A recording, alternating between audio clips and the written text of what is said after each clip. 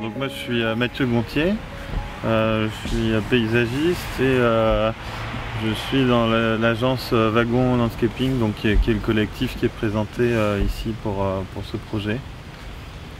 Moi je suis Chloé, Francisci, je suis stagiaire et sinon je suis étudiante en deuxième année à l'École nationale supérieure du paysage à Versailles. D'accord, vous êtes tous les deux issus de Tous les deux venant de Versailles, oui. Ouais, ouais. Moi j'ai découvert mais de loin pendant l'événement Imaginez Maintenant l'année dernière. Nous on intervenait sur le Fort Saint-Jean à Marseille, donc on s'est un peu renseigné sur les autres, voilà, ce qui se passait aux autres endroits, quoi. Mais, donc on a découvert Amiens comme ça, les ortillonnages, enfin en ce qui nous concerne, mais et donc c'est vrai que ça nous a donné envie de venir quand on a vu que l'expérience se prolongeait cette année ici, quoi. Donc l'idée, ce qui nous a frappé ici, c'était quand même le travail des berges et des parcelles maraîchères sur les ortillonnages et aussi du fait des abandons, l'érosion qui était au niveau des berges et donc qui faisait que les îles petit à petit rétrécissaient par l'érosion des berges. Donc on a identifié en fait plusieurs stades d'évolution des berges et des aires des ortillonnages entre l'aire cultivée très tenue et l'aire complètement enfrichée qui peu à peu en fait se boise. Les arbres apparaissent dès que l'agriculture n'est plus là. Et puis quand les arbres sont là, c'est pas le stade final, c'est en plus ensuite une érosion progressive au niveau des racines qui font que là les racines sont apparentes et que petit à petit l'air disparaît complètement comme on voit derrière nous. Il ne reste plus que 3 arbres sur une aire qui était vraisemblablement beaucoup plus importante avant. Donc la fin de l'aire, c'est sa disparition totale. Donc là, nous, on avait identifié en gros 5 étapes de disparition de l'aire, de l'agriculture à l'enfrichement total et au boisement qui disparaît. Et ici, on est dans un stade un peu intermédiaire, on a appelé ça le 3e stade. Donc où on a encore l'île, l'air, et puis des arbres qui sont apparus du fait de l'arrêt de l'agriculture, et puis des arbres qui laissent apparaître leurs racines par l'érosion des berges qui ne sont plus donc entretenues. Donc l'idée du projet, c'est de marquer en fait symboliquement les limites de l'ancienne ère telle qu'on pourrait la deviner. Donc qui sont matérialisés par les pieux inclinés et puis de marquer avec la surface de la terrasse les nouvelles limites de l'air aujourd'hui. Et idéalement, l'idée ça serait que ces pieux soient un petit peu des pièges à branches, à bois flotté, des choses comme ça qui petit à petit puissent redevenir un sol et redevenir une berge pour l'île. Donc plus cultivé mais reconquéri ou au moins stabilisé par ce système-là. Et encore idéalement, on a choisi pour les plantations de mettre des grosses feuilles qui créent en fait une biomasse importante et qui aussi idéalement recréent un sol et donc qui rendent l'air plus ou moins autonome, quoi, au moins sur sa production de terre. C'est un peu utopique mais l'idée est là en tout cas. Chaque terrasse en fait montre un angle de vue et on a essayé de montrer par les positions des terrasses les situations des aires voisines. Donc en face on a une aire cultivée, ici on a une aire peut-être stade un peu moins avancé de l'abandon. Derrière donc la terrasse qu'il y a ici montre une aire qui voit disparaître si on ne fait rien.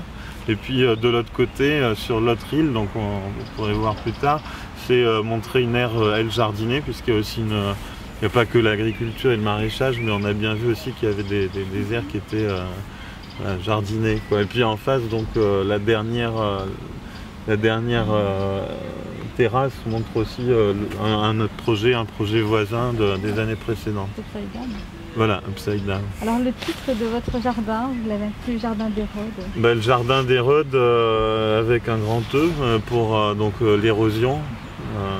Le jardin qui parle effectivement de cette érosion des berges et de cette disparition potentielle des aires sur lesquelles on intervient. Alors c'est marrant parce que moi j'ai comme impression, hein, très rapidement comme ça, que c'est le jardin le plus architecturé. Parce qu'il y a un sol. Si vous avez il y a un sol, il y a des meubles. Oui, parce que... On a d'immobilier. Et puis il y a un jardin intérieur. Oui, alors là, la parcelle est assez grande, en fait, c'est pas le cas de l'autre. Ici, l'idée, c'était vraiment, en fait, de créer, matérialiser les berges actuelles par ces grosses feuilles, et à l'intérieur d'avoir une pelouse, voilà, à l'intérieur du jardin, quoi, que ce soit un petit peu construit, et puis que les terrasses permettent après d'orienter vers l'extérieur de l'île. Là, le public pourra venir, c'est vraiment conçu pour... là, on fait un jardin plutôt pour 10 ans, 15 ans, quoi. Enfin, on espère, voire plus, hein, on peut le restaurer. Oui, pérenniser le projet. Oui, là, vu comme il est construit, effectivement, on peut imaginer au moins 10 à 15 ans de vie de ce jardin. Hein. Après, il sera plus beau l'année prochaine et 3 ans, c'est un peu l'âge idéal du jardin. Parce que voilà, c'est effectivement un jardin qui est fait pour être assis à 2 ou à plusieurs, mais la surface de chacune des terrasses peut aussi permettre d'autres types d'occupation. Après, sur la question architecturale, je sais pas, oui, c'est construit, mais... c'est quand même volontairement fait dans ce sens-là, mais je sais pas si... moi je sens que c'est quand même un jardin paysager. On essaye en fait dans notre agence de réaliser au maximum les jardins qu'on dessine, et c'est peut-être un peu la démarche qu'on essaye de tenir, c'est de se dire qu'on dessine autrement quand on réalise nous-mêmes le projet qu'on a imaginé, quoi. Et c'est vrai que le fait de réaliser nous aide à dessiner entre guillemets plus simplement. Et donc là, ici, on travaille essentiellement avec le bois, avec Studio Basta, donc qui sont deux paysagistes aussi, une agence de 2 paysagistes belges.